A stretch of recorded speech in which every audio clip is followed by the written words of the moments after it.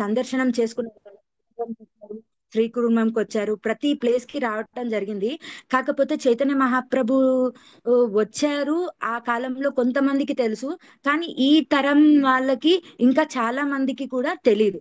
ఇప్పుడు మనం కృష్ణ చైతన్యంలో ఉన్నాం కాబట్టి, గౌడీయ మత సాంప్రదాయంలో మనం ఉన్నాం కాబట్టి, మనకి గురువుల మాధ్యమంగా మనకి చైతన్య మహాప్రభు అంటే వీరు అని మనకు కొంత అవగాహన వచ్చింది. కానీ ప్రీవియస్లీ అంటే మనం పాస్ట్ లో గతంలో చూసుకున్నట్టయితే ఎవరికి కూడా చైతన్య మహాప్రభు అంటే ఎవరు అనేది కూడా తెలియదు.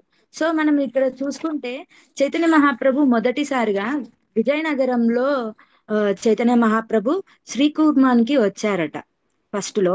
సో శ్రీకూర్మంకి వచ్చినప్పుడు బ్రాహ్మణ హౌస్ లో, అక్కడ ఒక బ్రాహ్మణుడి యొక్క గృహంలో చైతన్య మహాప్రభు నివసించడం అనేది జరిగింది. ఆ హరి సో అక్కడ అందరికి కూడా హరిభక్తిని ఇవ్వడానికి కోసమని మహాప్రభు ఆ రావడం అనేది జరిగింది. అక్కడ ఉండి ఆల్మోస్ట్ అక్కడ ఆ వాళ్ళకి అప్పట్లో 40 నుంచి 50 సంవత్సరాల టైం పీరియడ్ అప్పుడు వాళ్ళు అక్కడికి రావడం అనేది వెళ్ళారట, నిత్యానంద మహాప్రభు కూడా చైతన్య మహాప్రభు కూడా. సో వాళ్ళు అక్కడ ఉండి వారు అక్కడ డిటీస్ అనేది చైతన్య మహాప్రభు యొక్క, నిత్యానంద మహాప్రభు యొక్క డిటీస్ శ్రీకూర్మంలో ఉన్నాయి అని చెప్పారు. సో అక్కడ చైతన్య మహాప్రభు, నిత్యానంద మహాప్రభు డిటీస్ ఉన్నాయి. అండ్ వాళ్ళు అక్కడ ఉండి అక్కడ నుంచి వాళ్ళు హరినామాన్ని అనేది చేశారనమాట. సో మనం చూసుకున్నట్టయితే మనం గతంలో ఆ, మనం పాస్ట్ లో ఒకసారి వెళ్తే సత్యయుగంలో నరసింహదేవుడు వచ్చారు, వామన దేవుడు వచ్చారు. త్రేతాయం యుగంలో చూసుకున్నట్టయితే రాముడు వచ్చారు, ద్వాపర యుగంలో కృష్ణుడు వచ్చారు. సో అందరికీ సందేహం ఏంటంటే కలియుగంలో ఎవరు వస్తారు.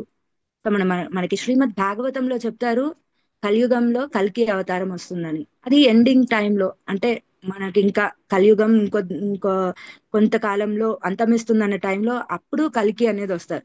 బట్ ఈ ద్వాపర యుగం పీరియడ్ ఎండ్ అయ్యి కలి స్టార్ట్ అయిన క్రమంలో ఆ, అప్పుడప్పుడే అప్పుడే ఇంకా వికసిస్తుంది అనమాట మొక్కలు, సీడ్స్ కాస్త కలి కలియుగం అనేది వికసిస్తూ వికసిస్తూ గ్రో అవుతూ వస్తుంది. సో అలాంటి టైంలో ఈ నామాన్ని చెప్పి ఆ ఇంత ఇంత షార్ప్ గా భక్తిని ప్రబలింపజేయడానికి ఎవరు వస్తారు భగవంతుడిగా అన్నప్పుడు ఇక్కడ మనకి చెప్తారు. మన కాలమానం ప్రకారంగా 3 భాగాలుగా విభజించారంట. ఫస్ట్ దంతా కూడా సంధ్య. సంధ్యలో అంటే ఇప్పుడు మనం అందరం కూడా ఇప్పటికీ మనకి 10,000 సంవత్సరాలు కంప్లీట్ అయిపోయాయి అని చెప్తారు. సో ఈ 5,000 పీరియడ్స్ మనది అయిపోయింది కలియుగంలో. ఈ 5,000 పీరియడ్స్ అంతా కూడా మనం సంధ్యలోనే ఉన్నాము. తర్వాత అంతా కూడా ప్రాప్త సంధ్య అని చెప్తారట. అండ్ తర్వాత విభాగం వచ్చేసి యుగ అవతార కిందికి చెప్తారట. సో ఇలా 3 భాగాలుగా విభజించారు. మనకి బాగా బాగా వెల్ నోన్ అంటే మనకి రాముడు తెలుసు, కృష్ణుడు తెలుసు, నరసింహదేవుడి గురించి తెలుసు, కానీ చైతన్య మహాప్రభు గురించి ఎవరికి తెలియదు.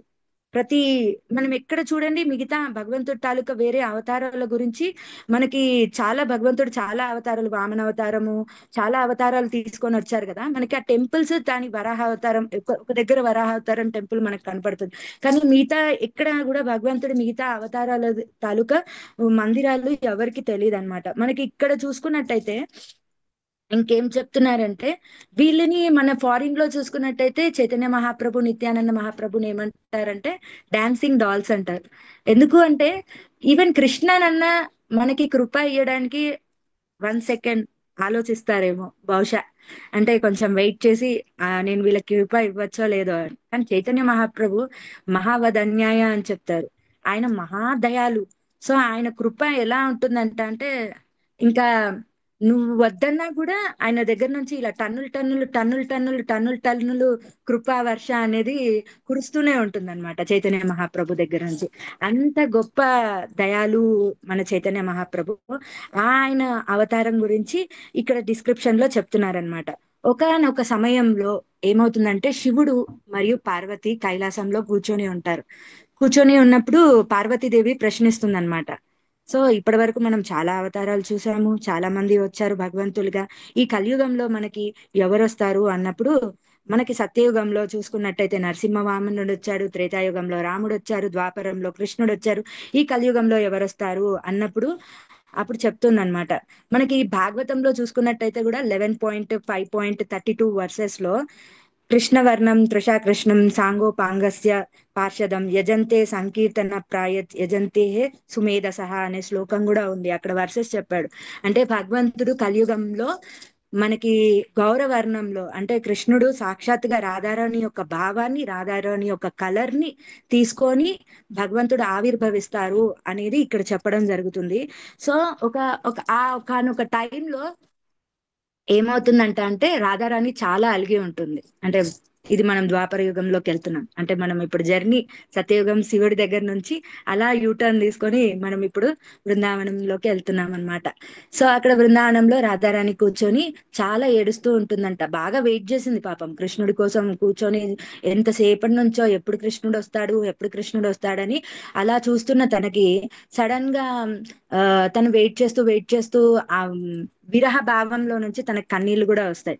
వచ్చాక కృష్ణుడు వచ్చాక, నువ్వు ఇలా చాలా చాలా నన్ను బాధిస్తున్నావు కృష్ణ, నీ మీద నేను చాలా అలిగాను, నీకు నా నా ఇది తెలియట్లేదు.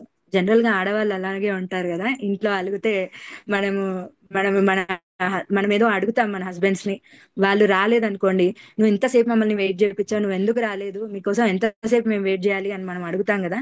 సో అలాగే సేమ్ ఒక మెటీరియల్ కాన్సెప్షన్ లో ఆలోచిస్తే రాధారాణి కూడా సేమ్ వేలో రియాక్ట్ అవుతున్నారనమాట కృష్ణుని మీద. సో అలాంటి టైంలో బహుశా వాళ్ళ వయసు ఎంత ఉంటుంది అనుకుంటున్నారు మీరు? వారు వారు ఏమైనా 20-30 ఏళ్ళు వాళ్ళ వయసు ఉంటుంది అనుకుంటున్నారా?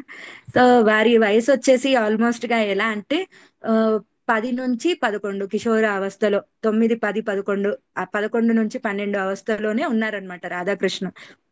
సో అలాంటి టైంలో ఉన్నప్పుడు అక్కడ కృష్ణుడు లీల అన్నమాట, అది కూడా ఒక చిన్న లీల లాగా అక్కడ జరుగుతుందన్నమాట. సో అలాంటి దర్శన టైంలో ఏమవుతుందంట అంటే రాధారాణి ఆ ఏడుపులో ఆ విరహంలో ఆవిడ మొహమంతా కూడా గులాబీ వర్ణంలో మారిపోతుందంట. అది చూస్తూ చూస్తూ కృష్ణుడు కూడా అదే ఆకృతిలో మారిపోతారనమాట, గులాబీ రంగులో.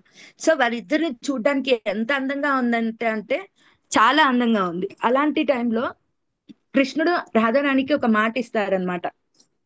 నేను నీ భావంతో నీవు ఏదైతే అనుభవించావో అది నేను తీసుకొని, నేను నీవి ఎలా, నువ్వు నా కోసం ఎంత బాధపడ్డావో నేను అది రుచి చూడాలనుకుంటున్నాను అని చెప్పేసి కృష్ణుడు కూడా అనుకుంటారనమాట. రాధారాణి ఎంత బాధపడింది ద్వాపర యుగంలో అన్న ఇదిలో ఈ కలియుగంలో చైతన్య మహాప్రభు అవతారంగా వచ్చి రాధారాణి యొక్క మూడ్ అంటే ఆవిడ హార్ట్ అండ్ ఆవిడ యొక్క భావం, ఆవిడ యొక్క రూపం రెండు తీసుకొని గౌరవర్ణంలో వస్తారనమాట. సో భగవంతుడు వస్తున్నాడు అన్నప్పుడు ఆయనతో పాటు ఫ్యామిలీ వాళ్ళంతా కూడా ఆల్మోస్ట్ ముందుగానే ప్లాన్ ఉంటుంది కదా.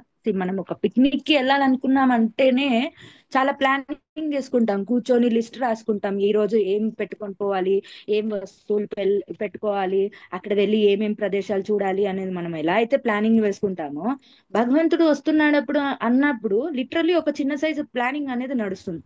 సో అలాగే మనం చూసుకున్నట్టయితే మనకు తెలుసు ద్వాపర యుగంలో యశోద మాత ఉన్నారు. సో యశోద మాత ఎలా వచ్చారంట ఈ ఈ కలియుగంలో అంటే తాను సచీమాతగా వచ్చారు. అలాగే నంద మహారాజు ఉన్నారు. సో నంద మహారాజు ఎలా వచ్చారు అంటే జగన్నాథ్ మిశ్రాగా వచ్చారు. అండ్ బలరాముడు ఉన్నారు. అన్నిటికంటే more more more important person గురించి మనం ఇప్పుడు ఈ స్టోరీలో మాట్లాడుకోబోతున్నాం అనమాట. ఏంటంటే బలరాముడు. సో బలరాముడి నుంచే మనం కృష్ణలో ఎక్స్పాన్షన్స్ లో ఫస్ట్ ఒకరు బలరాముడు అయితే ఇంకొకరు వచ్చేసి శ్రీమతి రాధారాణి. సో బలరాముడు అంటే నిత్యానంద మహాప్రభు యొక్క కృప ఉంటేనే మనం చైతన్య మహాప్రభు యొక్క మరిసి మనకి తొందరగా లభిస్తుందంట అంటారు. సో బలరాముడి ఇన్కార్నేషన్ రెండుగా విభజించబడింది అనమాట. ఒకరు నిత్యానంద మహాప్రభు అయితే ఇంకొకరు చైతన్య మహాప్రభు యొక్క అన్నగారు విశ్వాంబర అన్నమాట. వీళ్ళంతా కూడా కలిసి వచ్చారు. అండ్ ఇంకొకటి ఏం చెప్తానంటే, అండ్ నిత్యానంద మహాప్రభు ఆ, కేవలం ఆ, ఇంకొక మనకేమంటారు మంజరీస్ లో చూసుకున్నట్టయితే గోలోకంలో వాళ్ళు వచ్చేసి అనంగ మంజరి అవతారంగా కూడా చెప్తారట. సో అలా అన్నమాట. మనము చూస్తాము, ఎవరైనా ఒక చిన్న పసి పిల్లవాడు పుట్టాడు అంటే 21 నామకరణం అనేది ఒక బేబీ పుడితే వాళ్ళకి 21 రోజుల్లో చేయటం అనేది ఏ సాంప్రదాయంలో ఏ కల్చర్ లో అయినా అది ఒక ఆనవాయితీగా చేస్తున్నారు. కానీ పాపం మన శ్రీకృష్ణుడు పుట్టినప్పుడు నుంచి పాపం ఎంత సమయం పట్టిందంటే పాపం 3 నెలలు వెయిట్ చేశారంట. పాపం ఆయనకి నామకరణమే అవ్వలేదు. సో అలా 3 నెలలు వేస్ట్ చేశారు. వసుదేవుడు చాలా బాధిస్తున్నాడంట, నా కొడుకుకి ఇప్పటికీ నామకరణం కాకుండా ఉండే అని చెప్పేసి. సో అలా ఒకసారి గర్గ సమేత రాశారు. మనకు తెలుసు గర్గాచార్యుల గురించి. సో కృష్ణుడికి నామకరణం చేసింది వారే. సో గర్గాచార్యులు ఒకరోజు మథురకి వచ్చినప్పుడు అక్కడ రాజ్యంలో మాట్లాడుతున్నప్పుడు వసుదేవుడు బాధతో చెప్తాడనమాట, చింతిస్తూ, నా పిల్లలకి ఇంకా నామకరణం కాలేదు, మీరు బృందావనంకి వెళ్ళి నందగోకులంకి వెళ్ళి అక్కడ పిల్లలకి నామకరణం చేసి రండి అని అంటే, నంద మహారాజు దగ్గరికి వెళ్ళిన తర్వాత గర్గాచార్యులు వచ్చారంటే, ఏంటి అలాంటి ఆచార్యుల దగ్గర నుంచా నా పిల్లలకి, నా మా ఇద్దరు పిల్లలకి పేర్లు పెట్టబోతున్నారా అని చెప్పేసి, ఓ సరే, కానీ ఈ నామకరణం అనే ఈ కార్యక్రమం ఏదైతే ఉందో ఇదంతా కూడా గోశాలలో జరగాలి అని చెప్పేసి అన్నారనమాట. అలా గోశాలలో తీసుకెళ్లి వారికి నామకరణం అనేది గర్గాచార్యుల వారు చేయడం జరిగింది. సో ఈ ఈ వృత్తాంతం ఎందుకు వచ్చింది అంటే, ఇవంతా కూడా లింకప్ ఉంది. ఎందుకు చైతన్య మహాప్రభు ఎందుకు ఆవిర్భవించారు అని మనం తెలుసుకునే ముందు అసలు ఎందుకు ఇదంతా స్టోరీ అసలు ఎలా రచించారు అనేది కూడా మనకు తెలియాలి. అంటే ఎందుకు చైతన్య మహాప్రభు రావాల్సి వచ్చింది అనేది కూడా మనకి అర్థం అవుతుంది అనమాట దీన్ని బట్టి. సో ఇదంతా జరిగిన తర్వాత ఏమవుతుందంటే మనకి, సో భాగవతంలో 10.8.13 లో కూడా ఒక వర్సెస్ శ్లోకం అనేది ఇష్టం, ఆశ్రమ్ వర్ణ త్రయో అస్య అని చెప్పేసి కూడా చెప్పడం జరిగింది. 3 టైప్స్ ఆఫ్ వర్ణంస్ లో భగవంతుడు అనేవారు ఉంటారు. ఒకరు వచ్చేసి శ్వేతవర్ణం, శ్వేతవర్ణంలో అండ్ రక్తవర్ణంలో మనం చూసుకున్నట్టయితే కృష్ణుడు మనకి కనపడతారు. అండ్ ఆకుపచ్చ వర్ణంలో చూసుకున్నట్టయితే రాముడు. పీతల వర్ణంలో చూసుకున్నట్టయితే, పీత వర్ణంలో చూసుకుంటే మనకి చైతన్య మహాప్రభు కనబడతారనమాట. గౌరంగా అంటే మనకి గౌరంగ మహాప్రభు చూసుకున్నట్టయితే గౌర వర్ణంతో వస్తారు కాబట్టి. అండ్ సర్వోపరి ఇవంతా కూడా ఏమంటే, ఇవన్నీ కూడా ఎందులో నుంచి అంటే మనకి పద్మ పురాణంలో ఆ కూడా చెప్పడం జరిగింది. అండ్ ఇంకొక కఠోపనిషత్ లో కూడా దీని గురించి వివరణ అనేది ఇచ్చారు. సో ఇలా జరుగుతున్న కాలంలో ఒకసారి ద్వారకాలో ఉన్నప్పుడు ఆ సత్యభామ దగ్గర నుంచి కృష్ణుడు రుక్మిణి వాళ్ళ ఇంటికి వెళ్ళడం అనేది జరుగుతుందన్నమాట. రుక్మిణి వాళ్ళ ఇంటికి వెళ్తున్నప్పుడు, సత్యభామ దగ్గర నుంచి వెళ్తున్నప్పుడు, కృష్ణుడికి తెలుసు ఫ్యామిలీ చాలా పెద్దది, చాలా మంది భార్యలు ఉన్నారు కృష్ణుడికి. ప్రతి భార్యకి 10 మంది కొడుకులు, ఒక కూతురు అనే వాళ్ళు ఉన్నారు. పిల్లలందరూ మీకు తెలుసు, చిన్న చిన్న పిల్లలు ఉన్నప్పుడు ఎలా ఉంటుందంటే, తల్లిదండ్రులు వాళ్ళు స్కందాల పైన ఒకరు కిరీటంతో ఆడుకోవడం, ఒకరు పించం పీకడం, ఒకరు కాళ్ళని గట్టిగా పట్టుకొని ఉండడం. సో కృష్ణుడితో కూడా సేమ్ అలాగే జరిగింది. మనం చూస్తూ ఉంటాం మెటీరియల్ గా, చిన్న పిల్లలు ఎక్కడైనా వెళ్తూ ఉంటే వాళ్ళ నాన్నని గట్టిగా పట్టేసుకుంటారు ఆఫీస్కి వెళ్లకుండా ఉండడానికి కోసం, సో మీరు వెళ్ళొద్దు బయటికి అని చెప్పడానికి. సేమ్ అలాగే కృష్ణుని కూడా పట్టేసుకొని ఉంటే రుక్మిణి దగ్గరికి ఒకసారి రావడం జరిగితే, రుక్మిణి చాలా భావోద్వేగంతో బాధపడుతుంది అనమాట. కృష్ణ, నువ్వు నన్ను వదిలేసి ఎక్కడ వెళ్ళకూడదు, నువ్వు నాతోటే ఉండాలి, అలా అని నువ్వు నాకు మాట ఇవ్వు అని చెప్పేసి చెప్తూ ఉన్నప్పుడు, సో ఏం చేయాలో కృష్ణుడికి అర్థం కాని సమయంలో, సో ఇప్పుడు భార్యలు ఇంట్లో ఏడుస్తున్నారంటే భర్తలకు ఏం చేయాలో అర్థం కాదు. వారికి చాలా రిక్వైర్మెంట్స్ ఉంటాయి, ఏవి తీర్చాల్సి వస్తుందో పాపం తెలీదు. సో అలాంటి ఆలోచనలోనే కృష్ణుడు కూడా పాపం చాలా ఇదిగా కూర్చొని రిక్వెస్ట్ చేస్తూ ఉంటారన్నమాట రుక్మిణి దేవిని. అలాంటి టైంలోనే న్యాచురల్ గానే మనకి ఎవరన్నా ఇంటికి వస్తుందో ఎలా అయితే తెలుస్తుందో, ఒక నిమిషం దేవాది దేవుడు ఆయనకి సమస్తం తెలుసు. కానీ ఒక నిమిషం ఏంటంటే, తను కూడా భౌతిక ప్రపంచానికి వచ్చారు కాబట్టి తనకు ఒక అనుభూతి వస్తుంది అనమాట, ఎవరో డోర్ నాక్ చేస్తున్నారు, ఎవరో వచ్చారని, తలుపు ద్వారం దగ్గర ఎవరో ఉన్నారని చెప్పేసి. సడన్ గా వెళ్ళి డోర్ ఓపెన్ చేస్తే నారద ముని వస్తారనమాట. హే గురువర్యా అని చెప్పేసి నారదుని పిలిస్తే, ఆ, సర్వ సర్వులలో శ్రేష్ఠుడైన గురువర్యా అని చెప్పేసి నారదుడు శ్రీకృష్ణుడు పిలుస్తారు, కృష్ణుడు నారదుడిని పిలుస్తారు. సరే అంటే రండి కూర్చోండి అని చెప్పేసి వారికి ఆసనం ఇచ్చి, అన్ని ఇచ్చాక, మీ రాకకి గల కారణం అని చెప్పేసి అడిగినప్పుడు, నేను మీరు మీ మీ ఇదంతా చూస్తూ ఉన్నప్పుడు నాకు ఏమనిపిస్తుంది అంటే, కృష్ణుడు అక్కడ వెళ్ళి చెప్పుకుంటాడు అనమాట, రుక్మిణి చాలా బాధపడుతుంది, ఎందుకో పాపం చాలా ఫీల్ అవుతుంది అని చెప్పేసి చెప్పుకుంటూ ఉంటాడు. చెప్పుకుంటూ ఉన్నప్పుడు, నీ బాధ చూస్తున్నప్పుడు నాకు కలియుగంలో వచ్చే రాబోయే ఆ తరంకి రాబోయే యుగంలో జరిగే ఒక కష్టాలు జరిగేది అంతా కూడా తెలుస్తుంది.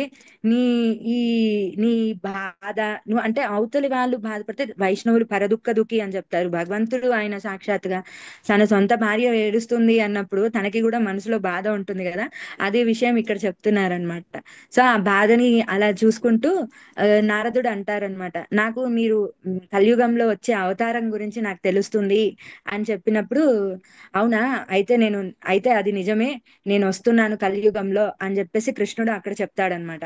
అది చెప్పిన వెంటనే నారదుడికి కృష్ణుడు ఉపదేశం ఇస్తాడనమాట. నువ్వు ఇమీడియట్ గా వెళ్ళి ముల్లోకాలలో అందరికీ ఈ విషయాన్ని చాటింపు చేసిరా అని చెప్పేసి. నారదుడికి పాసు వీసాలు అలాంటివి ఏం అవసరం లేదు. ఇప్పుడు నేను దుబాయ్ వెళ్ళాలంటే నాకు వీసా కావాలి, పాస్పోర్ట్ కావాలి, చాలా కావాలి. సో అవేవి నా దగ్గర లేవు. కానీ పాపం నారదుడికి ఏ లోకంకి వెళ్ళండి, ఏ ప్లేస్ కి వెళ్ళండి, నో వీసా, నో పాస్పోర్ట్. ఆయన చేతిలో వీణ ఉంటుంది, ఆయన నారాయణ నారాయణ అనుకుంటూ అన్ని లోకాలు వెళ్ళిపోతారనమాట. అలా ఆయన ఫస్ట్ శ్వేతదీప్కి వెళ్తాడు, అక్కడ మునుల దగ్గరికి వెళ్తాడు. శ్వేతదీప్కి వెళ్ళినప్పుడు బ్రహ్మ బ్రహ్మ అక్కడే ఉంటారనమాట. బ్రహ్మదేవుడికి చెప్తారు, కలియుగంలో గౌరవర్ణంలో మనకి రాబోతున్నారు అని చెప్పినప్పుడు బ్రహ్మదేవుడు ఎంత ఆనందిస్తాడంట అంటే, నిలబడి నృత్యం చేస్తూ ఉంటాడంట బ్రహ్మదేవుడు. ఎందుకు అంటే ఆయనకి ఒక అవకాశం, ఆయనకి ఒక వరం దక్కింది కృష్ణుడి దగ్గర నుంచి. మళ్ళీ నేను ఏదైతే నేను నెక్స్ట్ అవతారం తీసుకోబోతున్నానో అందులో నువ్వు నా భక్తుడిగా వస్తావు అని చెప్పేసి బ్రహ్మదేవుడికి వరివిస్తారు. అది ఎవరో కాదు, హరిదాస్ ఠాకూర్ గా వస్తారనమాట. ఇక్కడ దాని గురించి చెప్తున్నారు. అలాగే నారదుడు వచ్చేసి శ్రీవాస్ ఠాకూర్ గా వస్తారు. అండ్ సత్యభామ వచ్చేసి జగన్నాథ్ పండిత్ గా వస్తారు. బృహస్పతి వచ్చేసి సార్వభౌమ భట్టాచార్యగా వస్తారు. ఉమ్ పర్వతముని వచ్చేసి విద్యా వాసుపతిగా వస్తారు.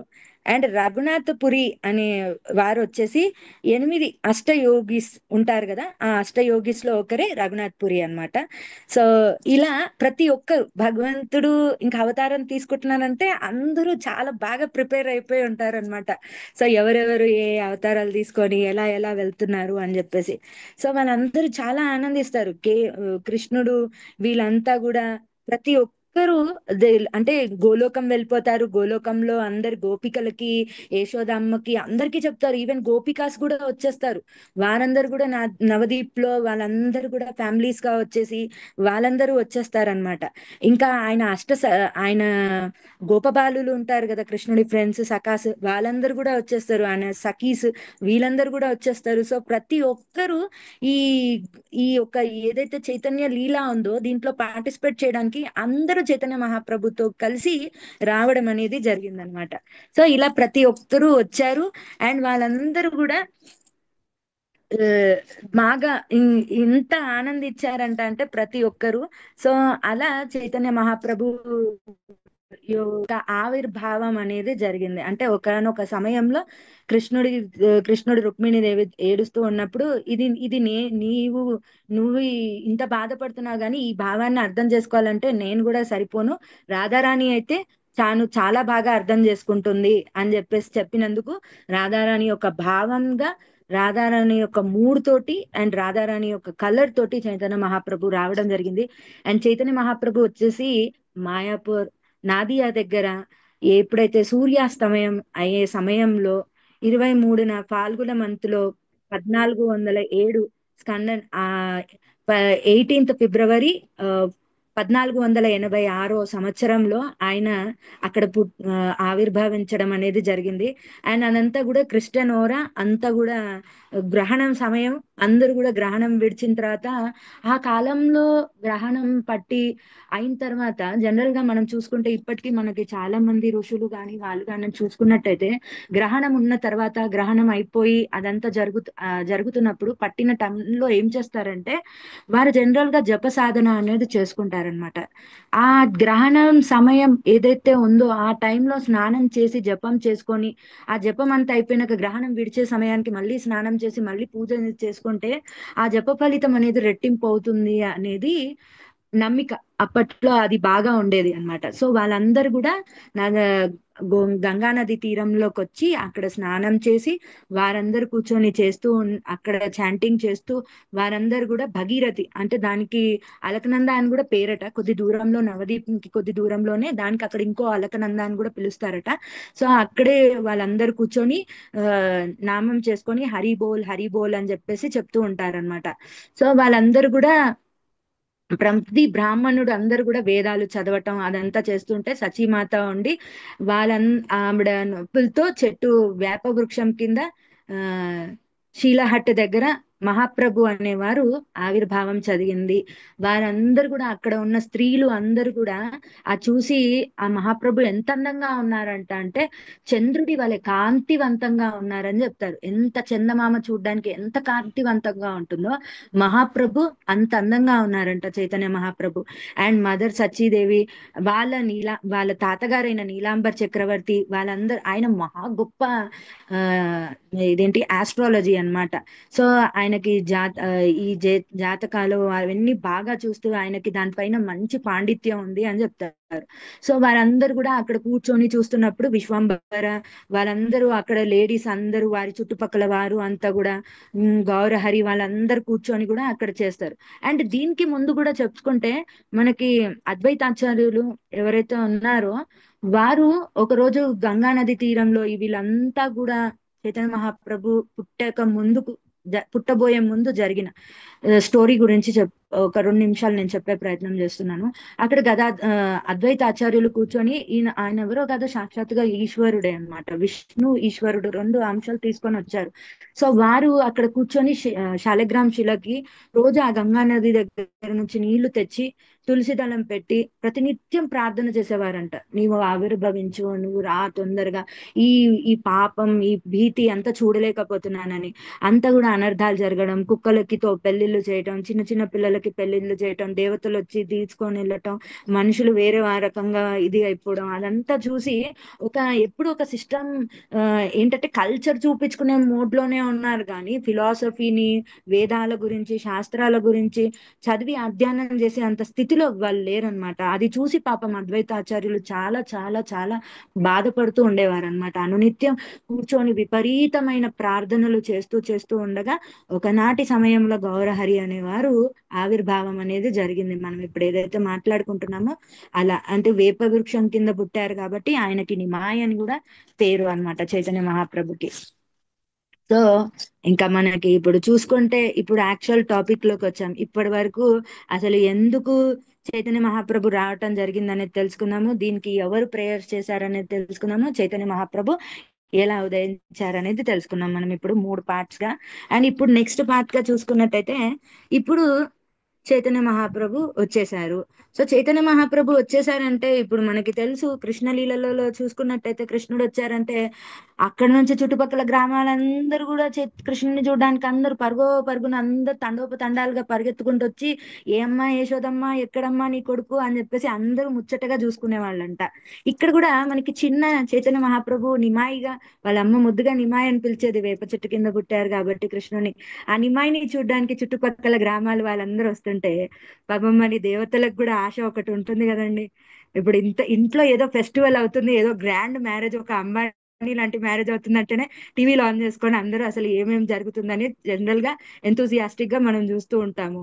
అలాంటిది ఇక్కడ ఒక భగవంతుడే సాక్షాత్తుగా ప్రకటమయ్యారు. అలాంటి ప్రకటమైనప్పుడు దేవతలు అందరూ కూడా అనుకున్నారంట, మేము వెళ్ళి చైతన్య మహాప్రభుని దర్శనం చేసుకోవాలి, ఆయనకి మా చేతులతో స్వయంగా అభిషేకాలు చేయాలి అని చెప్పేసి అనుకున్నారంట. ఒకరోజు సచీమాత, జగన్నాథ్ మిశ్రా ఇద్దరు రెస్ట్ తీసుకొని పడుకుంటూ ఉంటే వారి యొక్క కలలో ఎలా ఉండిందంట అంటే వీళ్ళ ఒడిలో పాపం చైతన్య మహాప్రభు జగన్నాథ్ మాస్టర్ ఒడిలో కూర్చొని ఆడుకుంటూ ఉన్న క్రమంలో అందరు దేవతలు వచ్చారంట. వారు బంగారు రంగు కాంతితో మెరిసిపోతున్నారంట.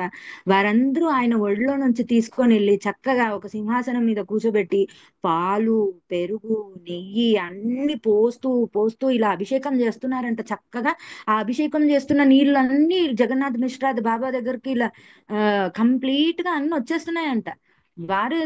వారి స్థితి ఎలా అంటే వారు అంత అల్టిమేట్ గ్రేట్ బ్రాహ్మిన్ కాదు, అలా అని చెప్పేసి చాలా ఉన్నత రిచ్ పర్సన్ కాదు.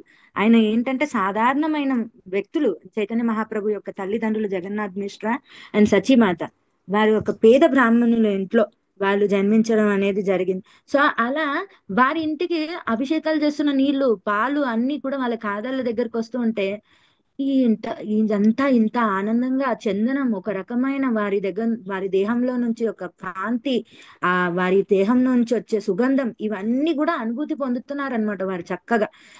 తెల్లారి లేసి చూసే వరకు ఏమీ లేదు, సాధారణంగానే ఉంది. ఏదైనా నిమాయి పక్కకే ఉన్నారు, ఇక్కడ సచీమాత అక్కడే ఉంది, జగన్నాథ్ మిశ్రా ఇక్కడే ఉన్నారనమాట. సో అలా కళలో ఏంటంటే దేవతలు స్వయంగా వాళ్ళు రావటం, వారు అభిషేకం చేయటం అదంతా నిజం అన్నమాట. నిజంగానే వారు వచ్చి స్వయంగా అభిషేకాలు అవన్నీ చేసి వెళ్ళారు.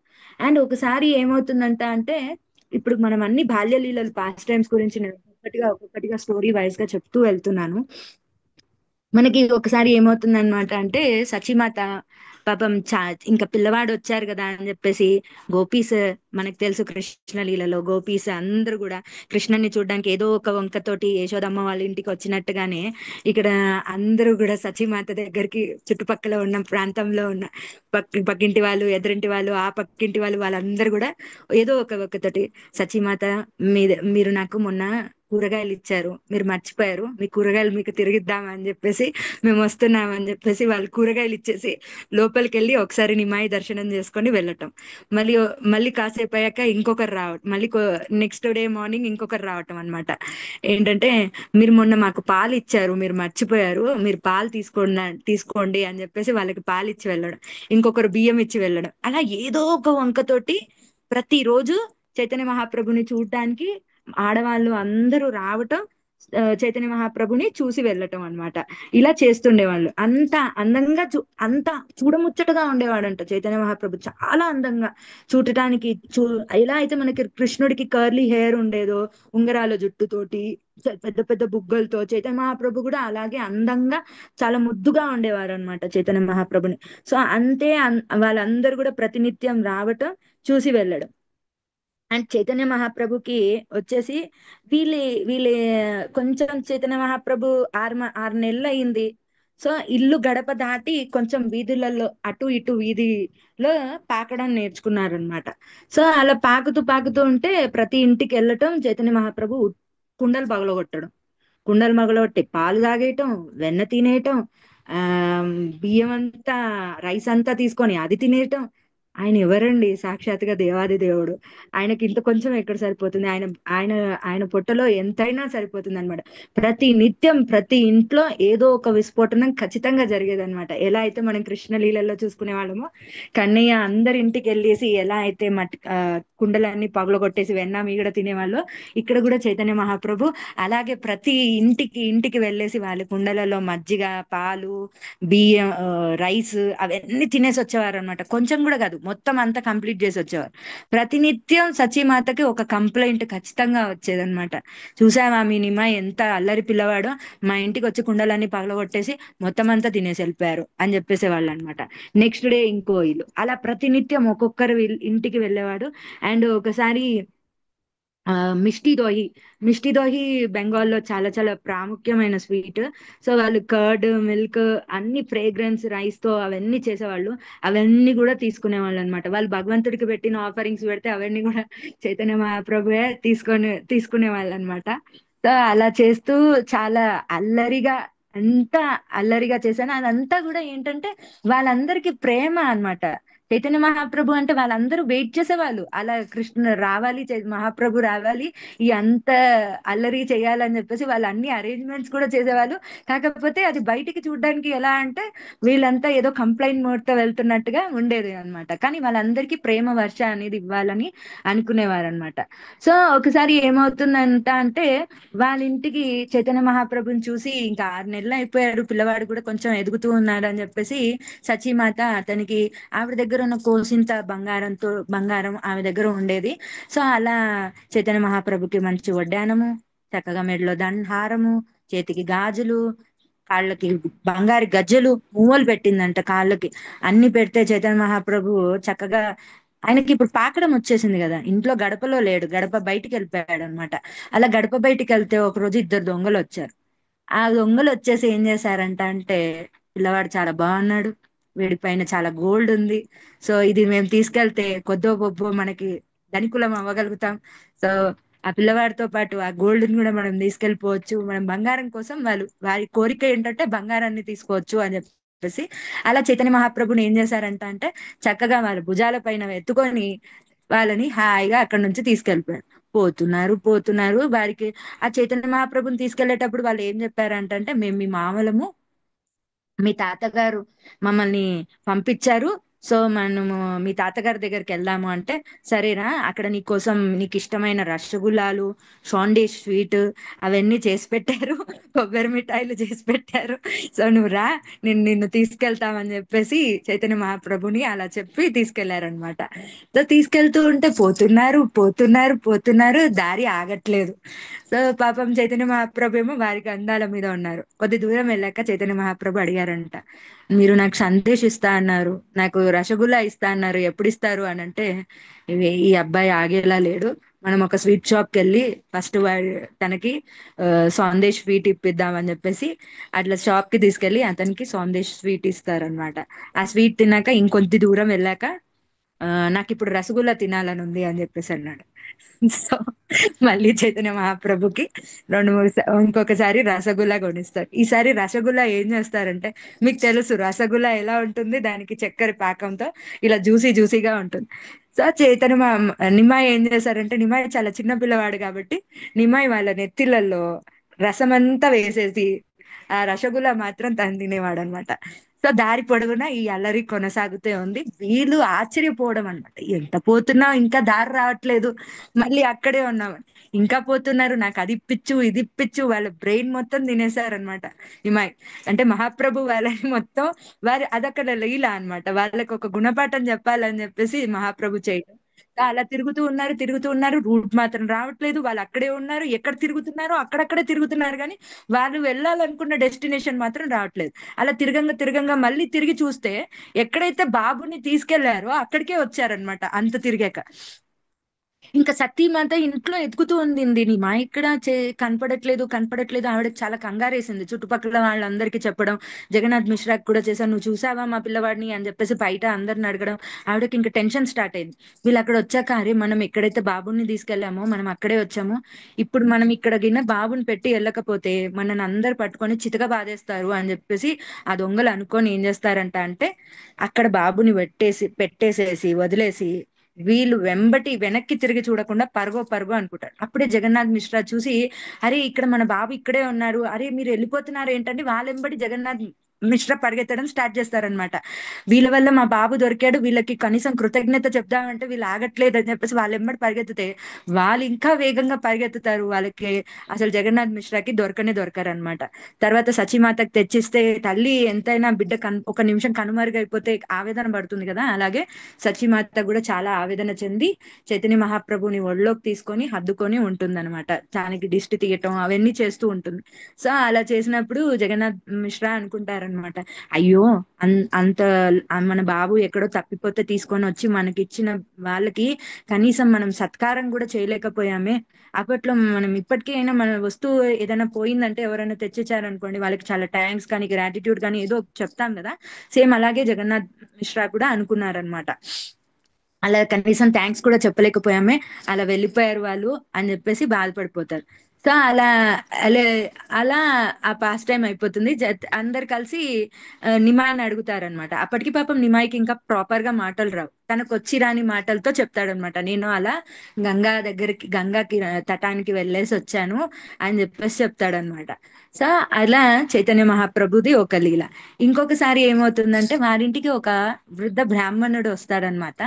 సో వీరింట్లో ఉండి వీరి ఆతిథ్యం తీసుకోవడానికి ఆ బ్రాహ్మణుడు వచ్చినప్పుడు చైతన్య మహాప్రభు జగన్నాథ్ మిశ్రా కానీ సచీమాత కానీ చాలా ఆతిథ్యం ఇచ్చి ఆ బ్రాహ్మణుడికి నీనిచ్చి, మనము బ్రాహ్మణులు వస్తే 4 రకాల ఉపచారాలు అనేది మనం చేస్తాం కదా.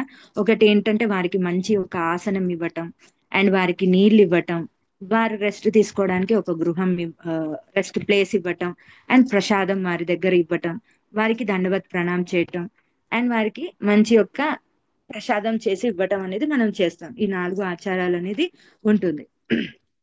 సో అలాగే అతనికి ఇంటికి రాగానే కూర్చొని వాళ్ళు ఏం చేస్తారంటే, ఆయన దగ్గర ఒక గోపాల్ డిటి ఉంటుందన్నమాట.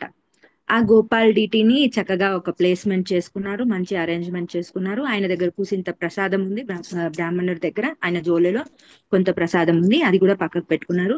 సచీమాత కూడా తను అన్ని అరేంజ్మెంట్ చేసి అన్ని వంటలు తెచ్చి తను వంట స్టార్ట్ చేసింది.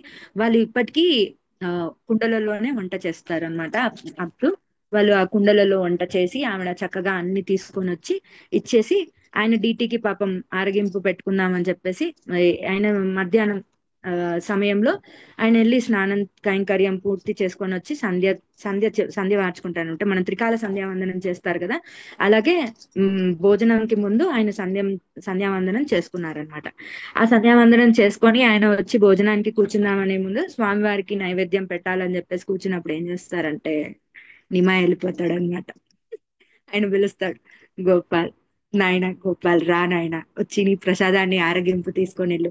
నీకోసం చాలా కష్టపడి నేను ఎన్నో పదార్థాలు చేశానని సచిమాత కూడా చాలా కొన్ని ఐటమ్స్ తెచ్చిస్తుంది ఆ బ్రాహ్మణోత్తమకి. ఆయన తీసుకొని ఆఫరింగ్ చేద్దాం అన్నప్పుడు ఆ అక్కడికి నిమ్మాయి వస్తాడు. కళ్ళు అంటే మనం ఆఫరింగ్ చేసేటప్పుడు ఆఫర్ ని ఏదైతే భగవంతుడికి ఇస్తున్నామో అది చూడకూడదు కాబట్టి ఆయన కళ్ళు మూసుకొని ప్రార్థిస్తూ ఉంటాడు. సడన్ గా మంత్రం చదువుకొని అలా కళ్ళు తెరవగానే అక్కడ నిమ్మాయి కూర్చొని చేస్తాడు. ఏం పని చేసావు నువ్వు, ఇలా ఎలా కూర్చొని నువ్వు తినేసావు నా ప్రసాదం అంతా, నా కృష్ణుడికి ఆరగింపు లేకుండా చేసావు అని చెప్పేసి తీసుకెళ్లి చెప్తారు. నేను ఈ రోజు పస్తులు ఉండడమే అయ్యేటట్టుంది అని చెప్పేసి అనుకుంటాడు అనమాట. వెళ్ళిపోయిన తర్వాత ఈసారి వాళ్ళ నాన్నకి అప్పచెప్తే వాళ్ళ నాన్న ఏం చేస్తాడంటే ఈ నిమ్మాయి చాలా అల్లరి పిల్లవాడు, ఏదో ఒకటి చేస్తాడని చెప్పేసి ఆయన తీసుకెళ్లి ఒక రూమ్ లో పెట్టేస్తాడనమాట. మళ్ళీ వాళ్ళ సచీమాత మళ్ళీ పాపం ఆవిడ అన్ని కుండలన్నీ కడిగి మళ్ళీ వంటంతా ప్రిపేర్ చేసి ఎంతో ఇదిగా మళ్ళీ శ్రమ పడి అన్ని పడి అంత కష్టపడి మళ్ళీ ఆయనకి ప్రసాదం చేసి పెడుతుంది. ఇది సాయంకాలం సమయంలో అంటే 6:30 ప్రాంతం తర్వాత. సో అప్పుడు పాపం అప్పుడు 7 అలా అవుతుంది. ఆవిడ అన్ని చేసుకొని అంత ముగించుకొని మళ్ళీ తీసుకొని వస్తే మళ్ళీ ఆయన స్వామివారికి మంత్రం చదువుకుంటూ ఏ గోపాల్ రా గోపాల్, నువ్వు వచ్చి ప్రసాదం తీసుకో గోపాల్, తిను స్వామి, నువ్వు వచ్చి నా ప్రసాదాన్ని ఆరగించు అని చెప్తూ ఉన్నప్పుడల్లా ఆ మళ్ళీ అక్కడికి నిమ్మాయి వస్తాడు అనమాట. రూమ్ లో పెట్టినప్పటికీ అక్కడికి నిమ్మాయి వచ్చేసి మళ్ళీ మొత్తం ప్రసాదం అంతా తింటాడు. ఈసారి కూడా నువ్వు నన్ను వదిలిపెట్టవా, నువ్వు నన్ను సరే నా స్వామిని ప్రసాదం తీసుకొని దేవుడి కోసం ఎంతో కష్టపడి ఇష్టంగా చేసిన ఆహారాన్ని మీరు వచ్చి ఇలా భుజిస్తూ ఉంటే ఏమన్నా బాగుందా, ఇది అసలు పద్ధతేనా అని చెప్పేసి చెప్తారనమాట. సో అలా అన్నప్పటికీ నిమాయ్ అండి హ్యాపీగా తినేసి వెళ్ళిపోతాడు అనమాట. అంటే ఈ 2 పూటలు అలా అయిపోయింది, ఎందుకు నువ్వు ఇలా చేస్తున్నావు, ఆ బ్రాహ్మణుడు మన ఇంటికి వచ్చాడు, కనీసం అతన్ని ప్రసాదం కూడా తీసుకొని ఇవ్వకుండా చేస్తున్నావు నువ్వు, ఇది ఎక్కడన్నా న్యాయమేనా, నువ్వు ఇలా ఎలా ఉంటావు అని చెప్పేసి అని అంటారు అనమాట. అన్నప్పటికీ అప్పుడే వాళ్ళ అన్నయ్య అయిన విశ్వంబర వస్తాడు. విశ్వంబర వచ్చి చూడంగానే ఆ తేజస్సును చూసి ఆ బ్రాహ్మణుడు చాలా ముచ్చటించిపోతాడనమాట. ఎంత బాగున్నాడు, ఎంత దివ్యమైన తేజస్సుతో ఉన్నాడు ఈ పిల్లవాడు, ఇతను ఎవరు అని అంటే ఇతను నా పెద్ద కుమారుడు అని చెప్తాడు. నిమాయ్ ఎక్కడ ఉంటాడంటే అంటే జగన్నాథ్ మిశ్రా కాళ్ళ మధ్యలో నుంచి అలా తొంగి చూస్తూ ఉంటాడనమాట బ్రాహ్మణుడిని. నువ్వు ఇక్కడ ఉన్నావా అన్నట్టుగా. సో వాళ్ళ నాన్న ఉండి నువ్వు లోపలికి వెళ్ళిపో అని చెప్పేసి నిమాయికి చెప్తారనమాట. సో నిమాయి మాత్రం అక్కడ నుంచి అన్ని చూస్తూ ఉంటాడు, నవ్వుతూ ఉంటాడు అనమాట. He knows everything. సో అలా చూస్తూ ఉంటే ఆయన చూసి చాలా మురిసిపోతారు అనమాట. వాళ్ళ అమ్మ కంప్లైంట్ ఇస్తుంది వాళ్ళ అన్నయ్యతో, నీ తమ్ముడు ఇలాంటి పనులన్నీ చేస్తున్నాడు, కోతి పనులు, ప్రసాదం కూడా ఆఫరింగ్ కూడా చేయనివ్వట్లేదు, కానీ ఇంత మన ఇంటికి వచ్చిన బ్రాహ్మణుడు అలా ఏం తీసుకోకుండా వెళ్ళడం ఎంతవరకు కరెక్ట్ అని చెప్పేసి చెప్తారనమాట. సో మళ్ళీ అయితే వాళ్ళ అన్న విశ్వంబర అంటారనమాట, ఈసారి మీరు ప్రసాదం చేసుకోండి, మీకు ఈసారి నిమాయి ఎలాంటి డిస్టర్బెన్స్ చేయడం. ఫస్ట్ ఏం చేశారు, ఆయన రూమ్ లో పెట్టాడు. నెక్స్ట్ ఏం చేశారు, ఆయన రూమ్ లో పెట్టి తలుపు పెట్టాడు. ఈసారి ఏం చేశారంటే జగన్నాథ్ మిశ్రా నిమ్మాయిని తీసుకెళ్లి రూమ్ లో ఉంచి తలుపు పెట్టి దానికి ఏకంగా లాక్ కూడా వేస్తాడు, తాళం కూడా వేస్తాడు అనమాట. సో అప్పుడు రాత్రి సమయం 12 అవుతుంది. సో అలా 12 అవుతూ ఉన్నప్పుడు ఆరగింపు అంతా సేమ్ మళ్ళీ యాజ్ యూజువల్ రిపీటెడ్ గా హే గోపాల్ రా గోపాల్, తీసుకో గోపాల్, నువ్వు ప్రసాదం తీసుకో, అది ఇది అని చెప్పాక ఈసారి ఏం చేశాడంటే కళ్ళు కంప్లీట్ గా మూసుకోలేదన్నమాట. ఓర కంటతోటి ఒక హాఫ్ హాఫ్ ఓరా తెరిచి అలా ప్రసాదం తీసుకున్నారా లేదా అని చూస్తూ ఉన్నాడు. అలా చూస్తూ చూస్తూ ఉన్నప్పటికీ మళ్ళీ అక్కడ నిమాయ వచ్చేసాడు అనమాట. అంటే ఎందుకు నువ్వు ప్రతిసారి ఇలా నన్ను డిస్టర్బ్ చేస్తున్నావంటే, చూడు ఇందాక నుంచి నేను గమనిస్తున్నాను, ప్రతి నిమిషం నువ్వు నన్ను ప్రసాదం తింటుంటే ఎందుకు తింటున్నావు అంటావు, మళ్ళీ నువ్వే కదా నన్ను పిలుస్తున్నావు, ఏ గోపాల్ రా గోపాల్, వచ్చి ప్రసాదం తీసుకో గోపాల్ అని నన్ను పిలుస్తున్నప్పుడు నేను రాకపోతే ఎవరు వస్తారు అని చెప్పేసి అంటారనమాట. కానీ ఎక్కడైతే వెనకల గోపాల్ ఉంటుండో ఇక్కడ ముందర నిమాయి కూర్చొని ప్రసాదం తీసుకుంటున్నారు, ఎక్కడైతే వెనక డీటీ ఉందో ఆ డీటీ సాక్షాత్తుగా ఒకేసారి లేచి నిలబడుతుంది అనమాట. ఆ నిలబడిన ఆకారం ఎవరిలా ఉంటుందంట అంటే సాక్షాత్ నిమాయి లాగానే ఉంటుంది, అంటే సాక్షాత్ చైతన్య మహాప్రభు లాగే ఉంటుంది. సో ఇదేంటి ఆశ్చర్యం అని చెప్పేసి ఆ బ్రాహ్మణుడు చాలా ఆశ్చర్యపోతాడు అనమాట. ఆశ్చర్యచకితుడై చూసినప్పుడు నువ్వెవరో కాదు, పాస్ట్ మనం పూర్వ పూర్వ జన్మలో నువ్వు నాతో పాటు ఉన్న నా గోపసఖావే, నువ్వు నా దర్శనం చేసుకోవడానికి నాతో పాటు వచ్చావు. నువ్వు ఇక్కడ ఉండు, కొద్ది రోజులు ఉండి నన్ను చూసుకో, నాకు నా ఇంట్లో ఉండి సత్కారం, అతిథి సత్కారం అన్ని తీసుకో, ఇక్కడ ఉండి నాతో పాటు ఉండి లీలలన్నీ చేసుకో అని చెప్పేసి చెప్తాడు. ఈసారి ఆ ప్రసాదం తింటూ ఉన్నప్పుడు ఏదైతే మహాప్రభు ఏం చేస్తారంట అంటే అతనికి సాక్షాత్ దైవ దర్శనం చూపిస్తాడనమాట ఆ బ్రాహ్మణుడికి. అలా చూపించినప్పుడు అతను ప్రసాదం తీసుకుంటూ ఉంటే, ఏదైతే తింటూ ఉన్నప్పుడు చిన్న పిల్లలు కదా, తింటూ ఉంటే జాలి పడుతుంది కదా, ఆ ఏ నేల మీద పడ్డ ప్రసాదం అంతా తీసుకొని ఆయన వంటికి అంతా పూసుకుంటాడనమాట. పూసుకొని బయటికి వెళ్ళి సచీమాత దగ్గర చెప్తాడు, ముందే చెప్తాడనమాట. ఇక్కడ నిమాయ్ ప్రామిస్ తీసుకుంటాడు, నువ్వు ఎవరికి, నా తల్లిదండ్రులకి నా గురించి చెప్పొద్దు, బయట ఎవరికి కూడా నువ్వు చెప్పొద్దు, నేను ఇలా నేను ఒక భగవంతుడినని కానీ, నేను నీకు తెలుసని కానీ ఏ రకంగా కూడా నువ్వు ఇన్ఫర్మేషన్ ఇవ్వకూడదు అని చెప్పేసి చెప్పిన తర్వాత ఆయన ప్రసాదం తీసుకొని తిని ప్లీజ్ అయిపోయి చాలా భావోద్వేగంతో ఏడ్చేస్తాడనమాట. ఆ సాక్షాత్గా దివ్య దర్శనం అంతా చూసుకొని నాకు ఎంత కృప దొరికింది అని చెప్పేసి బాధపడిపోతారు. జగన్నాథ్ మిశ్రా సచీమాత దగ్గరికి వెళ్ళేసి దాన్వత్ ప్రణాం చేసేసి, మీరందరూ చాలా ధన్యులు, మీ ఇంట్లో సత్కారం పొందినందుకు నేను చాలా ధన్యుణ్ణి, మీ పిల్లలు చాలా అద్భుతమైన పిల్లలు అనే చెప్తాడే తప్ప ఎక్కడ రివీల్ చేయడం అనమాట. నిమ్మాయి వాళ్ళ అమ్మ కొంగెనకల నుంచొని వెరీ గుడ్ వెరీ గుడ్, ఎక్కడ రివీల్ చేయలేదు, చాలా బాగా మేనేజ్ చేసావు, నేను చెప్పినట్టుగానే చెప్పావు, నాకు బాగా నచ్చింది అని చెప్పేసి అంటారనమాట. సో అక్కడి నుంచి వెళ్ళిపోతారు. సో అలా వెళ్ళిపోయిన తర్వాత కొద్ది రోజులు అక్కడ ఉండి ఆయన ఆ ఇంట్లో నిత్యం ఆరాధన చేస్తూ చక్కగా ప్రసాదం తీసుకుంటూ అలా చేస్తూ ఉంటాడనమాట. ఈసారి నిమాయ్ ఏమిటంటే పాకుతున్న దశ నుంచి కొంచెం నడిచే స్టేజ్కి వచ్చాడు. సో వీధులన్నీ తిరగడం స్టార్ట్ చేశాడు అనమాట. సో ఇప్పటి వరకు కొంచెం డోర్ దాటి అటు ఇటు తిరిగేవాడు, ఇప్పుడు ఇంకొంచెం లాంగ్ డిస్టెన్స్ స్ప్రెడ్ చేశారనమాట. సో అక్కడ దాకా వెళ్ళడం స్టార్ట్ చేసిన నిమాయికి గజ్జలు కడుతూ ఉంటే ఒకరోజు జగన్నాథ్ మిశ్రా సచీమాత బయట కూర్చొని ఉంటారు. వారు దేని గురించో ఆలోచిస్తూ ఉంటే కృష్ణు మహాప్రభు యొక్క పాద చిహ్నాలు ఇంట్లో అన్ని పడి ఉంటాయన్నమాట. దానికి శంకు, చక్ర, గద, పద్మం అన్ని ఉంటాయన్నమాట. అవన్నీ కూడా ఒక తేజస్సు, దివ్యమైన తేజస్సుతోటి అవన్నీ వెలుగుతూ ఉంటాయి, ప్రకాశంతో వెలుగుతూ ఉంటే వాళ్ళ నాన్నగారికి అర్థమవుతుంది ఇది ఆ, దీనికి ముందు ఏం జరుగుతుందంట అంటే మహాప్రభు పుట్టినప్పుడు ఈ పాద చిహ్నాలని చూసిన వ్యక్తి ఎవరంటే ఆ తాతగారైన నీలాంబర్ చక్రవర్తి ఇది చూసుంటారనమాట. ఆయన ఎవరో కాదు, సాక్షాత్తుగా దివ్య మహా దేవాది దేవుడే స్వయంగా ఈ లీలల కోసం ఆయన ఇక్కడ వచ్చారు. చాలా గొప్ప ముల్లోకాలకి తెలిసేలాగా ఆయన నామాన్ని ప్రచారం చేస్తారన్న విషయం ఆయన ముందుగానే గణించి చెప్తారనమాట. సో అలా చెప్పిన తర్వాత ఏమవుతుందంటే వీళ్ళంతా అక్కడ నుంచొని ఉంటారు. అండ్ జగన్నాథ్ మిశ్రా ఏంటంటే నిమాయిని విశ్వంబర అని పిలుస్తాడు. సో ఆ నిమాయ్ అని పిలువారు. సచిమాతనేమో చైతన్య మహాప్రభుని నిమాయ్ అని పిలుస్తూ ఉంటుంది. సో ఒక సెకండ్ విశ్వంబర వస్తే విశ్వంబర కాళ్ళకి గజ్జలు ఉండవు, అంటే మహాప్రభు కాళ్ళకి గజ్జలు ఉండవు. కానీ వాళ్ళ ఇంట్లో మాత్రం ఆ మువ్వల శబ్దం ప్రతినిత్యం వినిపిస్తూ ఉంటుందన్నమాట.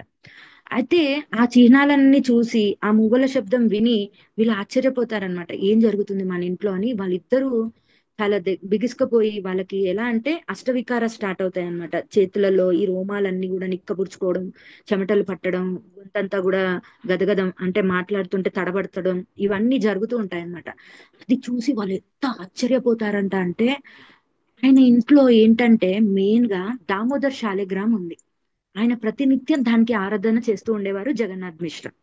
అలా ఆరాధన చేస్తూ ఉంటే నేను అనుకుంటున్నాను నా దామోదరుడే స్వయంగా ఇల్లంతా తిరుగుతున్నాడేమో, అందుకని ఆ పాద చిహ్నాలన్నీ ఇంట్లో పడ్డాయేమో అని చెప్పేసి దానికి ఇంకా వాళ్ళు ఆల్రెడీ వర్షిప్ చేస్తున్నారు, భగవంతుడు ఆరాధన చేస్తున్నారు, ఇంకా తీవ్రంగా ఆరాధన చేయడం స్టార్ట్ చేశారంట. కానీ జగన్నాథ్ మిశ్రా ఆల్రెడీ ఆయన బ్రాహ్మణుడు కాబట్టి ఆయనకు ఆల్రెడీ తెలిసిపోయింది ఏంటి అంటే ఈ ఈ ఏంటంటే మనకి ఈ జన్మలోనే మోక్షం అనేది దొరుకుతుంది, అంటే మనకి భగవద్ధామం దొరుకుతుంది అని చెప్పేసి వారికి అర్థమైపోయింది అనమాట. ఇలా ప్రతినిత్యము చాలా అంటే చాలా ఎవరన్నా పూజ చేస్తూ ఉంటే నిమాయి వెళ్ళి వాళ్ళని గంగాలో మునిగి స్నానం చేస్తూ ఉంటే వాళ్ళ దగ్గర నుంచి దొంపలు అన్ని పెట్టుకొని వెళ్తారు కదా, పూలు, అక్షంతలు, కుంకుమ, పసుపు, అగరబత్తులు అన్ని అన్ని పడేసేవాడు అనమాట. అన్ని తీసుకొని ప్రతి వాళ్ళు వెంట వెళ్ళి స్వీట్స్ తీసుకోవడం. వాళ్ళు ఒకసారి అందరూ ఆడవాళ్ళు కలిసి శక్తి పూజకి వెళ్తారనమాట. అందరు దుర్గా పూజ వస్తే అందరు కలిసి వాళ్ళ ఇంట్లో చకచకాల కొబ్బరి మిఠాయిలు, సందేశ్, రసగుల్లాలు అన్ని ఇవన్నీ తీసుకొని అమ్మవారికి ఎంతో శ్రద్ధతోటి భక్తి శ్రద్ధలతోటి పూజ చేయడానికి వెళ్ళినప్పుడు నిమాయి ఉండి, ఏంటమ్మా ఏం చేసావు, ఇవాళ ఏంటి స్పెషల్, నువ్వు అన్ని ఇన్ని చేసావు, నేను తినొచ్చా అంటే, లేదు లేదు ఈరోజు శక్తి పూజ ఉంది, ఆ పూజ అయిపోయిన తర్వాత మీకు పెడతాము అని చెప్పేసి చెప్పినా కూడా నిమాయి మనసు అంతా కూడా ప్లేట్ లోనే ఉంటుంది అనమాట. సో అక్కడంతా పూజ చేస్తూ ఉంటే సచీమాత చెప్తుంది, నువ్వు ఆరోగ్యంగా ఉండాలని, నువ్వు చాలా హెల్దీగా ఉండాలని, చాలా దృఢంగా ఉండాలని, బాగా ఉండాలని చెప్పేసి నీకోసం పూజ చేయడానికి వెళ్తున్నాను. ఆయన ఆల్రెడీ భగవంతుడు, దేవాది దేవుడు, ప్రతినిత్యం కుండలు కుండలుగా ఇంట్లో ఎంత అన్నం వండితే అంత అన్నం మహాప్రభు తినేసేవారు అనమాట. ఆయన దేవాది దేవుడు, ఆయన ఏదైనా ఈజీగా చేయగలుగుతారు. సో అలా ప్రతిదీ ఆయన తీసుకొని ఇష్టంగా ప్రతిదీ ఆస్వాదిస్తూ ఉండేవాళ్ళు. కానీ ఎవరు కూడా ఏమనేవారు తిరిగి, కానీ ప్రతినిత్యం కంప్లైంట్ వస్తూ ఉండేది. ఒకరోజు గంగా నదిలోకి వెళ్ళి అందరు ఆడవాళ్ళు పూజ చేసుకుంటుంటే, వాళ్ళు శివలింగాలు పెట్టుకొని పూజ చేస్తుంటే, మట్టితో గంగా నదిలో నుంచి తీసుకున్న మట్టితో లింగం లాగా చేస్తూ వాటికి నీళ్లు పోస్తూ జలం పోస్తూ చేస్తూ ఉంటే, ఆ లింగాన్ని పడగొట్టేసి వాళ్ళ చేతిలో ఉన్న అక్షంతలు అన్ని తీసుకొని, నేనే దేవుణ్ణి, నాకే పూజ చేయండి, ఆ ప్రసాదం ఏదో నాకే అర్పించండి అని చెప్పేసి నిమాయ చెప్తాడనమాట. సో ఆ బా బా బ్రాహ్మణులు అందరు కూడా అర్ఘ్యం వదులుకొని గంగలో మునుగుతూ స్నానాలు చేస్తూ ఉంటే వాళ్ళని తన్నడం, అండ్ ప్రతి ఒక్కరి పిలకలు పట్టుకొని లాగడం, వారి బ్రహ్మచారీస్ ఎవరైనా వచ్చి వాళ్ళు నదిలో స్నానం చేస్తుంటే వారి బట్టలని స్త్రీ యొక్క వస్త్రాలతోటి అన్ని మిక్స్ చేయటం, అలా చాలా అంటే చాలా అల్లర్లు చేసేవాళ్ళు అనమాట. భయపడేవాళ్ళు. ఈ ఈ శక్తి పూజకి వెళ్ళినప్పుడు అందరూ ఆడవాళ్ళు అందరూ రకరకాల ప్రసాదాలు చేసుకొని వచ్చాక నిమాయిని కూడా తీసుకొని వెళ్ళారు. అందరేమో ఆడవాళ్ళు చాలా భయపడుతూ ఉన్నారనమాట. అమ్మో నిమాయి వచ్చాడు, ఏం చేస్తాడో ఇక్కడ ఉపద్రవం అని చెప్పేసి భయపడుతూ ఉంటారనమాట. సో వాళ్ళ అమ్మగారు ఆరగింపిద్దామని చెప్పేసి కింద వచ్చి పూజ చేస్తునే లోపల ఆ నిమాయి ఏం చేస్తాడు, మొత్తం అంతా కూడా ఆరగించేస్తాడు అనమాట. కానీ ఆరగించిందే గాక అవతల వాళ్ళు కూడా వాళ్ళు పూజ చేద్దాం అనుకుంటే వారందరి ప్లేట్ లో నుంచి కూడా తీసుకుంటూ ఉంటాడు. అప్పుడు సచీమాత ఏం చేస్తుందంటే, తాను చాలా వినమ్రతది, ప్రతి వారి దగ్గరికి వెళ్ళి పాదాలు పట్టుకొని ప్రణామం చేసుకుంటూ, క్షమించండి మా పిల్లవాడు చిన్నవాడు, తప్పుగా అనుకోకండి, సో ఇలా చేస్తున్నాడు అని చెప్తే ప్రతి ఒక్కరూ నిమాయికి భయపడే వాళ్ళు అనమాట. నేనే దేవుణ్ణి, అక్కడ అమ్మవారు లేదు ఎవరు లేదు, మీరందరూ నాకే పూజ చేసి అవన్నీ కూడా ఏ ప్రసాదాలు అయితే ఉన్నాయో అవన్నీ తీసుకొచ్చి నాకు ఇవ్వండి, నేనే తింటాను అని చెప్పేసి చెప్పేవాళ్ళు అనమాట. ఇలా ప్రతి నిత్యం ఏదో ఒక అల్లరి, ఏదో ఒక ఇదితో జగన్నాథ్ మిశ్రా సచీమాతకి ఏం చేయాలో తోచేది కాదనమాట. నిమ్మాయి చేసే అల్లర్లు ఆ ఆ రకంగా ఉండేవన్నమాట. వాళ్ళందరూ కూడా ఎంత కంప్లైంట్ ఇచ్చినా మళ్ళీ తిరిగి వచ్చేసి వాళ్ళ మనసులో అందరికి ఏం మూడు ఉండేదంట అంటే, వాళ్ళ పిల్లల కంటే కూడా చైతన్య మహాప్రభునే ఎక్కువగా ఇష్టపడేవారంట ప్రతి ఒక్కరు కూడా. ఆయన భగవంతుడిని చూసి అందరు కూడా అంత తన్మయత్వంగా ఫీల్ అయ్యేవాళ్ళంట. వారు చేసిన అల్లర్లు కూడా, ఒకరోజు ఇలా బ్రాహ్మణులను చేసేవారికి వాళ్ళ నాన్నగారు వెళ్ళి సీరియస్ గా ఈసారి కట్టె తీసుకొని నేను బాదుతాను అని చెప్పేసి ఫిక్స్ అయ్యే వెళ్ళిపోతారనమాట. అప్పుడు నిమ్మాయి వాళ్ళ స్నేహితులు ఎవరైతే ఉంటారో, మహాప్రభు వాళ్ళ స్నేహితులు, ఓకే మా నాన్న వస్తున్నారు కదా, అప్పటికి చైతన్య మహాప్రభుని ఇంటి పక్కకు ఉన్న ఒక గురుకులంలో జాయిన్ చేస్తారు. ఆయన స్కూల్కి వెళ్ళడం స్టార్ట్ చేస్తారు. సో అలా అంటే, ఓకే మీరందరూ వస్తున్నారా, సో నేను ఇక్కడ నుంచి వెనక వైపు నుంచి మా ఇంటికి వెళ్ళిపోతాను, నేను ఇక్కడ లేనని సంగతి మీరు మా నాన్నకి చెప్పండి, మీరు అబద్ధం ఆడండి అని చెప్తారు అనమాట. సో అలా అన్ని ప్లాన్లు ముందుగానే వేసుకొని మహాప్రభు అలా వెళ్ళిపోయేవారు. వాళ్ళ నాన్న వెళ్ళే వరకు గట్టిగా హత్తుకొని ఉండేవారు. ఎవరైనా పిల్లలు ఉంటారు కదా, ఏదైనా చెప్దామని వచ్చే వరకు గట్టిగా హక్ చేసుకునే వరకు వాళ్ళు ఏం మాట్లాడలేదు. అలాగే చైతన్య మహాప్రభు కూడా, నువ్వు ఈ అల్లరి చాలా ఎక్కువైపోతుంది అని అంటే, అవునా ఏం చేశానంట నేను అని అంటే, బ్రాహ్మణుల ఇద్దరిని బాగా సతాయించావంట, అందరినీ కాళ్ళతో తంతున్నావంట, వాళ్ళు చేసే పూజలన్నీ డిస్టర్బ్ చేస్తున్నావంట అంటే, అలాగా అయితే రేపటి నుంచి ఇంకొంచెం గట్టిగా చేస్తాను అనేసరికి జగన్నాథ్ మిశ్రాకి ఏం చేయాలో అర్థమై వంట పట్టేది కాదనమాట. అలాగే చైతన్య మహాప్రభు ఒక రోజు ఏం చేస్తాడంటే, నడుస్తూ ఉన్న సమయంలో ఆయనకి ఒక కుక్కకి ఒక చిన్న పప్పి డాగ్ అన్నమాట ఆ దొరుకుతుంది. అది దొరికితే దానికి ఒక తాడు కట్టి, ఒక బ్రాహ్మణులు ఇంట్లోకి ఆ శునక కుక్కలని అలౌ చేయరు, ఎందుకంటే అది అరిష్టం అపరాధం అని చెప్పేసి దాన్ని వాళ్ళు తప్పుగా భావిస్తారు. సో అలానే చైతన్య మహాప్రభు కూడా ఏం చేస్తారంటే, ఆ పప్పిని తీసుకొని దాంతో ఆడుకుంటూ ఆ, నన్ను ఇంట్లోకి తీసుకొచ్చే ప్రయత్నం చేస్తే సచిమాత ఉండి, ఆగు అక్కడే ఆగు, నువ్వు ఎందుకు కుక్కని తీసుకొని లోపలికి వస్తున్నావు, కుక్కలు ఇంట్లోకి రాకూడదు, కుక్కని వీధిలోనే కట్టేయనంటే, నువ్వు అలా చేయకూడదు, ఇది నా కుక్క అని చెప్పేసి అంటే, దానికి ఏమంటాడంటే నా కుక్క అని చెప్తాడు. దాని అప్పుడే పుట్టిన కుక్క పిల్లని చెవులు పట్టుకొని తిప్పేవాడు అనమాట నిమ్మాయి. సో ఇంకా నిమ్మాయి ఎలాంటి అల్లర్లు చేస్తామంటే, ఎవరికైతే చిన్న చిన్న పిల్లలు ఉంటారో వాళ్ళ చెవులలో వెళ్ళి నీళ్లు పోయటాలు, వాళ్ళు చదువుకుంటూ ఉంటే చెవులలో వెళ్ళి గట్టిగా కుయ్యి అని గట్టిగా అరవడాలు, ఇవన్నీ చేసేవాళ్ళు అనమాట. వాళ్ళంతా ఏడుస్తూ ఉండేవాళ్ళు అనమాట. సో ఇలాంటి అల్లర్లన్నీ చాలా చేసేవాళ్ళు. సో అలా ఆ కుక్క పిల్లని తీసుకొని వచ్చేసి ఇది నా కుక్క అని చెప్పేసిన తర్వాత వాళ్ళ అమ్మ రావద్దు అనేసరికి మహాప్రభు ఏం చేస్తారంటే దాన్ని గట్టిగా హద్దుకుంటాడు అనమాట.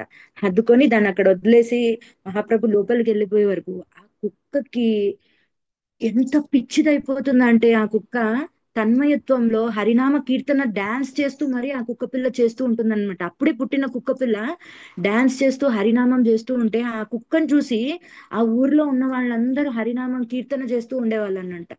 ప్రతి ఒక్కరు ఆ కీర్తనను చూసి చూసి ఒకసారి సాక్షాత్తుగా ఏమైందంటే అక్కడికి విమానమే స్వయంగా వచ్చేసింది అక్కడికి. ఆ విమానం వచ్చినప్పుడు ఆ కుక్క ఏ లోపల ఏదైతే ఆత్మ ఉందో అది ఒక మనిషి రూపంగా తీసుకొని ఆ విమానం ఎక్కి వెళ్ళిపోతుంది అనమాట. సో వాళ్ళ అమ్మగారు వద్దన్నారు కదా. సో ఇంకా బయటికి వచ్చి చైతన్య మహాప్రభు చూస్తే కుక్క పిల్ల కనిపించలేదు. నా కుక్క పిల్ల నువ్వే వద్దన్నావు, నువ్వు అన్ని ఇంట్లో రానివ్వలేదు, తోసిపడేసావు, అందుకే అది ఎక్కడ వెళ్ళిపోయిందో తెలీదు అని అంటే, మేము ఒక ఆశ్చర్యమైన ఘటన చూసాం సచీమాత. ఏదైతే కుక్క పిల్ల ఉందో దానికోసం ఒక విమానం వచ్చి అది ఇక్కడ నుంచి స్వయంగా ఇక్కడ నుంచి వెళ్ళిపోయింది అని. అండ్ చిన్నప్పుడు కూడా చైతన్య మహాప్రభు ఎక్కడన్నా కూర్చొని అందరు ఇలా వచ్చి వెళ్తూ ఉంటే బాగా ఏడ్చేవాడంట. ఏడుస్తున్నారని చెప్పేసి బయటికి తిప్పడానికి వెళ్ళినప్పుడు వాళ్ళందరూ హరినామ సంకీర్తనం చేసే వరకు నవ్వుతూ ఉండేవాడు అనమాట. మళ్ళీ అక్కడికి వెళ్ళంగానే వాళ్ళందరూ మళ్ళీ కీర్తన చేసేవాడు, డాన్స్ చేయటం ఇవే చేస్తూ ఉండేవాళ్ళు అనమాట. అలా మహాప్రభు చిన్నప్పటి నుంచి కూడా ఆయన ఏడుస్తూ ఉన్నప్పుడల్లా ఆనందం రావడానికి ప్రతి వాళ్ళు ఏదో ఒక రకంగా ఆయనని ఆ బాధలో ఏమంటారు హరినామం చేస్తూ ఉచ్చరిస్తూ ఆయనకు ఆ ఆనందాన్ని ఇచ్చే ప్రయత్నం అనేది చేశారనమాట ప్రతి ఒక్కరు కూడా. సో అలాగే ఏమవుతుందంటే నెక్స్ట్ ఇంకొకసారి ఏమవుతుందంటే వీళ్ళందరూ అక్కడ నుంచి వెళ్ళిపోయారు. అండ్ వెళ్ళిపోయిన తర్వాత ఆ కుక్క పిల్ల కూడా రిలీజ్ అయిపోయింది. ఒక రోజు ఏకాదశి వచ్చింది. సో ఏకాదశి వస్తే ఆ అందరూ ఫాస్టింగ్ ఉన్నారు అక్కడ. నవద్వీపం మొత్తం, యోగపీఠ్ మొత్తము అంతా కూడా ఫాస్టింగ్ లో ఉన్నారు. కానీ చైతన్య మహాప్రభుకి మాత్రం నాకు బాగా తినాలని ఉంది. ఇక్కడ ఈ నదీ తటాన్ని ఇక్కడ నుంచి అటు క్రాస్ చేసి వెళ్తే ఆ నదీ తీరానికి వెళ్తే అక్కడ ఇద్దరు బ్రాహ్మణులు ఉంటారు. ఒకరి పేరు ఒకరు వచ్చేసి ఉమ్ జగదీష్ పండిత్, ఇంకొకటి వచ్చేసి హిరణ్య పండిత్. వాళ్ళ ఇంట్లో చాలా వివిధ రకాలైన వ్యంజన్స్ అన్ని చేశారు. మంచి కర్డ్ రైస్ చేశారు, స్వీట్ రైస్ చేశారు, ఫ్రేగ్రెన్స్ రైస్ చేశారు.